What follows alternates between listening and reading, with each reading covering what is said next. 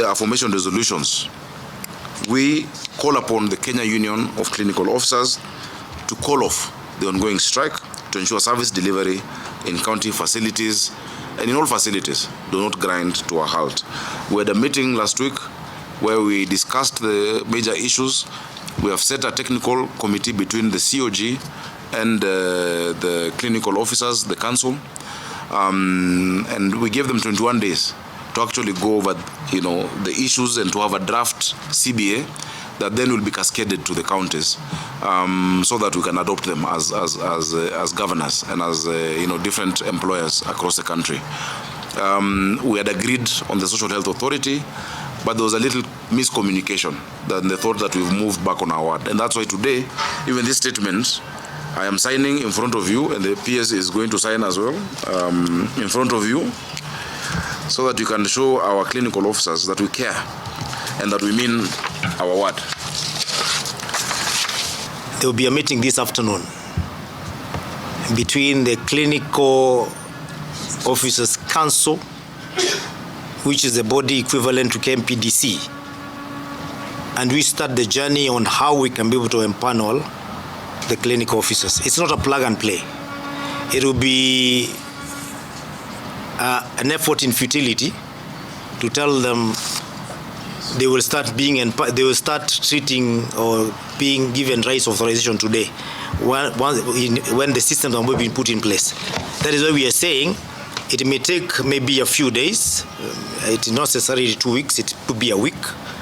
But once this process kicks off, which is this afternoon, then there's no reason why they shouldn't go back to work, because what they have asked for is already in the pipeline, and they are involved in implementation to be able to achieve what they wanted. And therefore, the fact that it's starting today in the afternoon and they will be involved is already an evidence that what we have promised them is already being done. Last week, actually, we met on 14th. We never had any media brief, but we had a very comprehensive meeting with the KUKO. And as far as we were concerned, there was not going to be any strike until they misunderstood what was communicated by the SHA CEO, which they never got and never asked questions on what exactly does it mean. Does it negate what we discussed that day? So I would say this trigger for the strike today was simply because of a wrong perception or misunderstanding over communication. It is possible for clinical officers to be given the pre-authorization and also to be empaneled and contracted to be able to offer services. For SHA to succeed, and also the universal health coverage in Kenya, we must cover all facilities in the country. It is common knowledge that levels 2s and 3s, where the majority of Kenyans normally start their journey to healing, is usually manned by clinical officers and nurses. And therefore, to leave clinical officers from the list or of authorized personnel to be able to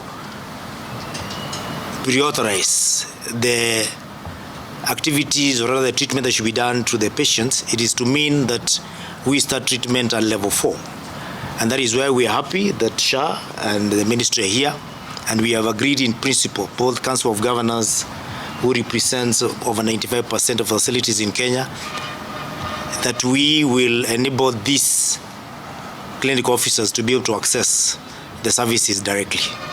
For that reason, therefore, there is no reason why clinical officers cannot go back to work. There is no doctor who should pre-authorize for a clinical officer. Let them be responsible for the action that they do.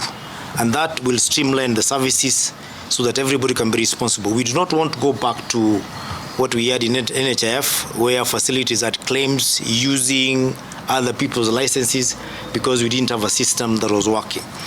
I'm happy that the digital health authority is here, and they have promised that we will be able to provide a network or a system that is going to be connected to all clinical officers who will be given the empanelment, so that we have one communication through the digital highway that is visible to everyone who is in the system, so that we do not have any gray areas and hidden corners.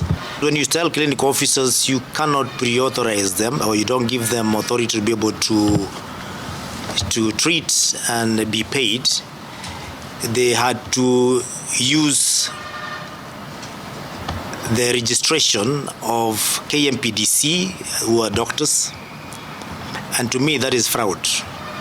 Because if a clinical officer is using a license of a doctor and then it's not the doctors who are treating, then it means that that doctor is the one who is responsible for anything that will happen. And that is why it is important to give them the rights directly, because they are the ones who are offering those specialized services in the level 2s, the level 3s, and sometimes level 4, because there is no level of facility in Kenya that you cannot find a clinical officer. And that is to mean everyone to carry their own cross.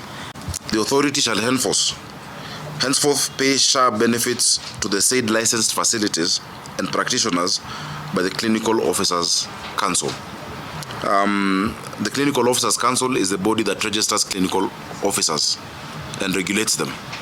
Earlier, the position had been that clinical officers and all other cadres go through the KMPDC, which is the Medical Practitioners and Dentists Council. But we have agreed that every cadre will go through the regulatory body, and that was the biggest issue. Social Health Authority shall empanel and contract facilities and practitioners pursuant to Section 33(2), as read with Section 31(3) of the Social Health Insurance Act and regulations, meaning that clinical officers will be directly empaneled through the registered regulatory body and not through any other regulatory body. There's been a miscommunication between us and them. The resolutions that were reached on the 14th reached the ministry today morning. We had already started implementing those resolutions, but we were notified that the clinical officers are on strike, and that's why we had to come back here so that we agree, and we were affirming that this will be implemented. We want to confirm that indeed these resolutions will be implemented with immediate effect, and starting this afternoon we are going to call on the Council of Clinical Officers to report to the Ministry of Headquarters through their chief officer, so that we can start engaging with the DHA.